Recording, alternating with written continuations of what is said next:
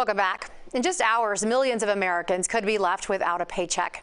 And with the clock quickly winding down, lawmakers still are unable to reach a deal ahead of a government shutdown. This morning, the question on everyone's mind, will Congress be able to get it done? And with a measure that would have prevented that government shutdown temporarily failing overnight in the House, a shutdown appears imminent. Joining us live from Washington, D.C. this morning to help us understand what this will mean for South Florida is one of our local members of Congress, Democratic Representative Sheila Cherfilus-McCormick. Good morning, Congresswoman. Thank you so much for joining us. Good morning. Thank you so much for having me here today to cover this important issue. Yeah, so Congresswoman, after the failed vote on a short-term spending bill in the House last night, the Senate is expected to vote on their version this weekend. So what's the likelihood at this point of avoiding this shutdown? Do you believe the compromise is still possible?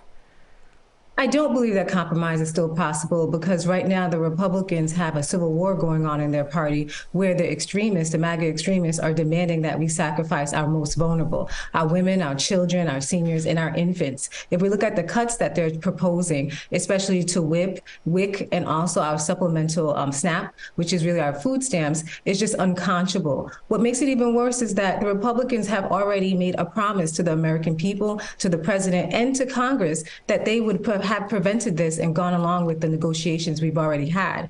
It failing last night was devastating to us because we know by tonight at 11:59 we will be in a shutdown. As far as us knowing what's going on today, it's been complete chaos from the Republican Party. All we know today is that at 10 o'clock the House will reconvene, but we don't even know when we're having votes, what we're voting on. All these uncertainties are happening right now, and it's really because the extremists have hijacked the Republican Party. You know, Congresswoman, I know frustrating for Congress, but also for all of our millions of federal workers. So how would a shutdown affect the tens of thousands of those Floridians who are federal workers here? Well, I just want to make it very clear that this is not just a federal government shutdown. This is more like America shutting down, and no one's going to go unscathed. In the state of Florida, we have over 115,000 federal workers who won't be receiving a paycheck. But let's not forget our businesses. We have so many businesses and ports that rely on licensing, federal licensing, that participate in international trade, any kind of international market. They too will now have issues reaching out. Even when we look at the stock market, the SEC will be shut down. Anyone who's trying to take their business public. But let's not forget our seniors who are worried about or have any concerns about their Social Security checks. It's going to be very difficult for them to reach someone if they have any issues. Our veterans, they're going to be suffering, especially the ones who are seeking care, not having access to check on what they may be, their casework, or even having access to their medical. And our troops, let's talk about our troops. Our troops are going to be expecting another paycheck coming October 13th. Right now, when we talk to the other Republican Party, they're saying this might even go into November. And so what are we willing to sacrifice? Well, what are the Republicans willing to sacrifice? We're not willing to sacrifice our most vulnerable, so they should feel the same. Going into this Republican-led shutdown just for theatrics is unconscionable. But what's even worse is that a promise was made, and we were doing everything we can to make sure that we didn't come to this place. When we look at what's going on right now, we're in the middle of hurricane season. They're proposing cuts to disaster management. In my district, we saw some of the biggest flooding that we've ever seen in our whole entire lives.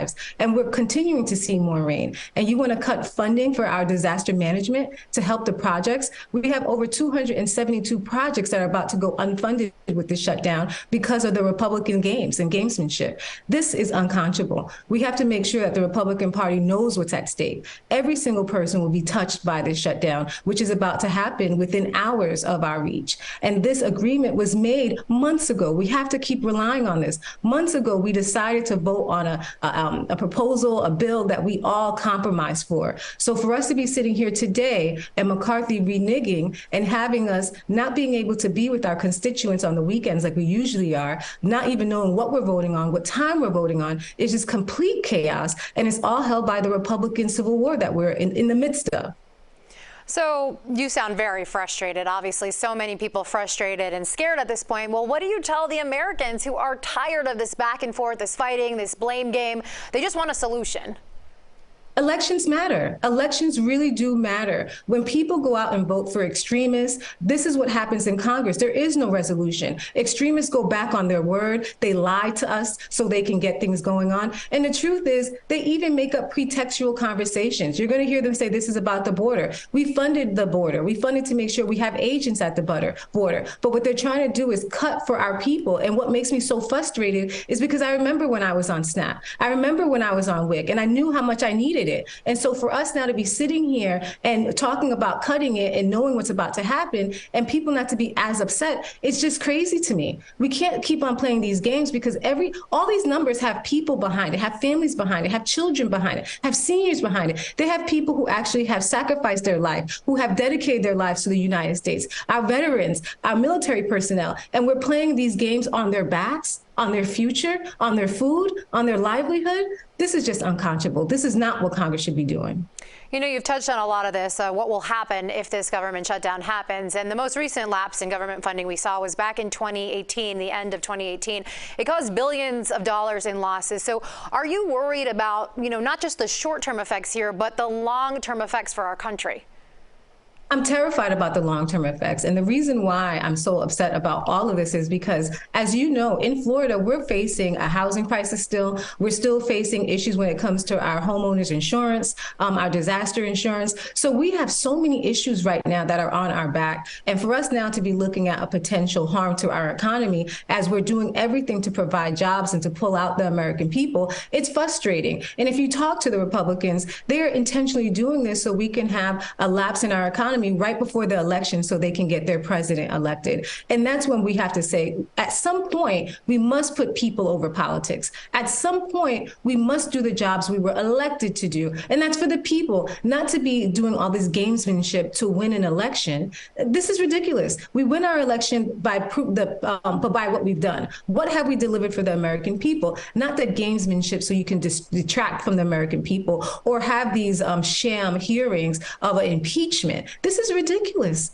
Let's stick to the facts. Let's not be distracted. And let's talk about the people who are going to be harmed because of these games. And what makes it even more frustrating is when we look at the people who are part of the Freedom Caucus, when we look at who's actually driving the civil war in Congress, it's many of my fellow Florida members of Congress who are on the Republican Party. That's the even more frustrating because when I have to answer and they ask me, well, who's causing this? I have to point to members of this delegation who are Republicans in Florida. Yeah. How do we rationalize that? Yeah, it seems, not only Democrats, Republicans not, getting along at this point, but there's those hardline Republicans who are also can't seem to agree on anything. So in your opinion, what will it take to get the work that needs to get done? New leadership. I mean, McCarthy has gone back on his word. McCarthy could have stood up strong and said, I'm a person of my word. I promised the American people. I promised the president. We promised that we would go forward. But for him to be constantly caving in to the extremists, for him to be caving in and holding us hostage, the American people hostage, it just shows you that there's no respect for his authority and his leadership. And that's the truth. And that's why you're hearing about these motions to vacate, because no one has confidence in it. And that's why we're sitting in this position right now. Yeah, a lot of back and forth. We hope the work gets done today, but as you said, that government shutdown looming at 12:01 a.m. tonight. Thank you so much, Congresswoman, for joining us this morning. A lot of work to be done here.